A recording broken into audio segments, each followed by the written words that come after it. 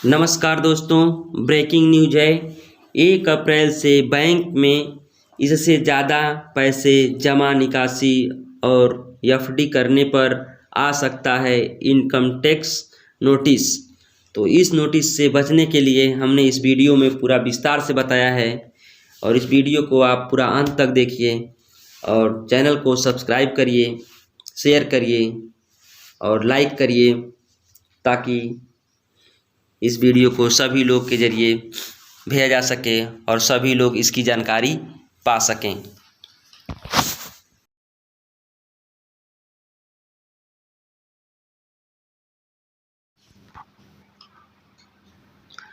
Income tax notice क्या होती है, देखिए इसमें साफ साफ लिखा हुआ है 1 अप्रैल 2025 से बैंकिंग लेन देन पर इनकम टैक्स डिपार्टमेंट की नज़र और सख्त हो जाएगी। यदि आप निम्नलिखित सीमाओं को पार करते हैं तो आपको इनकम टैक्स नोटिस मिल सकता है। कैश डिपॉजिट निकासी, बचत खाते में एक वित्तीय वर्ष में 10 लाख से अधिक जमा या निकासी करने पर फिक्स डिपॉजिट एफडी यानी 50,000 से अधिक ब्याज आय होने पर टीडीएस कटेगा। डिजिटल ट्रांजैक्शन, यूपीआई या अन्य डिजिटल माध्यमों से बड़ी रकम ट्रांसफ़र करने पर रिपोर्टिंग अनिवार्य होगी। न्यूनतम बैलेंस रखने का नया नियम 1 अप्रैल 2025 से न्यूनतम बैलेंस रखने के नियम सख्त हो जाएंगे। शहरी क्षेत्र के लिए 10,000 तक न्यूनतम बैलेंस रखना होगा। अर्ध शहरी क्षेत्र के लिए 5,000 तक की सीमा तय होगी। वहीं बता दें, ग्रामीण क्षेत्र के लिए 2,000 तक न्यूनतम बैलेंस रखना होगा। यदि आप इस सीमा को पूरा नहीं करते हैं तो आपको अतिरिक्त शुल्क देना पड़ सकता है। देखिए एक और नियम लागू हुआ है, positive pay system, cheque payment की सुरक्षा। पॉजिटिव पे सिस्टम पीपीएस अब अनिवार्य किया गया है। 50,000 या उससे अधिक के चेक जारी करने पर चेक की जानकारी पहले बैंक को देनी होगी।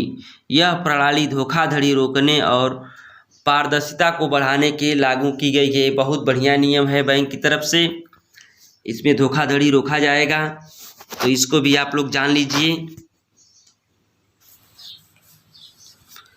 फिक्स डिपॉजिट और टीडीएस छूट। फिक्स डिपॉजिट पर टीडीएस कटौती की नई सीमा। सामान्य नागरिकों के लिए टीडीएस छूट सीमा 40,000 से बढ़ाकर 50,000 तक कर दी गई है। वरिष्ठ नागरिकों के लिए यह सीमा 1 लाख तक बढ़ाई गई है। यदि आपकी ब्याज आय इन सीमाओं से अधिक होती है तो टीडीएस काटा जाएगा। तो इसको भी ध्यान से आप लोग देख लीजिए कि ये नया नियम 1 अप्रैल 2025 से लागू हो जाएगा।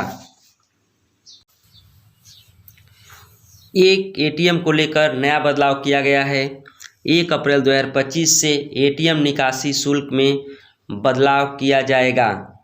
1 महीने में मुफ्त निकासी की सीमा पार करने पर अतिरिक्त शुल्क देना होगा। यह शुल्क बैंक और लोकेशन यानी कि शहरी और ग्रामीण के आधार पर निर्धारित करेगा कि आपको कितना शुल्क देना होगा। अगर आपका एटीएम जिस बैंक का है, आप उसी बैंक के एटीएम से पैसा अगर निकालते हैं तो आपको शुल्क नहीं देना होता है। अदर बैंक के अगर एटीएम से आप अगर निकालते हैं तो 4 बार मुफ्त रहता है और पर ट्रांजैक्शन आपको शुल्क देना होगा। अब डिजिटल ट्रांजैक्शन लिमिट, डिजिटल लेन देन को बढ़ावा देने के लिए नए सीमाएं लागू होगी। यूपीआई ट्रांजैक्शन की रिपोर्ट अनिवार्य होगी। यदि 1 महीने में कुल राशि 2 लाख से अधिक हो जाती है, बड़ी रकम ट्रांसफ़र करने पर बैंक द्वारा सूचना इनकम टैक्स डिपार्टमेंट को दी जाएगी। तो इसमें भी बदलाव हुआ है। अब नए नियम लागू होंगे 1 अप्रैल के बाद, तो देखिएगा इसमें क्या बदलाव होता है। विदेश पैसे भेजने के नियम। आरबीआई के लिबरलाइज्ड रेमिटेंस स्कीम के तहत निम्नलिखित बदलाव किए गए हैं। शिक्षा और चिकित्सा खर्चों के लिए 10 लाख तक भेजने पर कोई टीडीएस नहीं लगेगा। अन्य मामलों में 7 लाख तक भेजने पर 5% टीडीएस लागू होगा। तो इसका भी बदलाव हुआ है, 1 अप्रैल से ये लागू हो जाएगा। अब देखते हैं क्या क्या सावधानियां हमको रखनी चाहिए। इनकम टैक्स नोटिस से बचने के लिए निम्नलिखित सावधानियां बरतें। अपने सभी बैंकिंग लेन देन का रिकॉर्ड रखें। कैश डिपॉजिट या निकासी सीमाओं का पालन करें। एफडी ब्याज आय की सही तरीके से रिपोर्ट करें।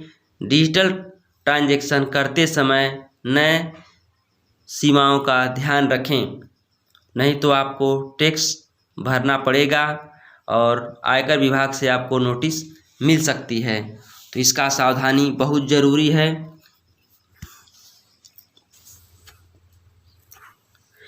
1 अप्रैल 2025 से लागू होने वाले नियम आपके वित्तीय निर्णयों को प्रभावित करेंगे, इसलिए समय रहते इन बदलावों को समझें और इनके अनुसार अपनी योजनाएं बनाएं ताकि किसी प्रकार की परेशानी या टैक्स नोटिस से बचा जा सके।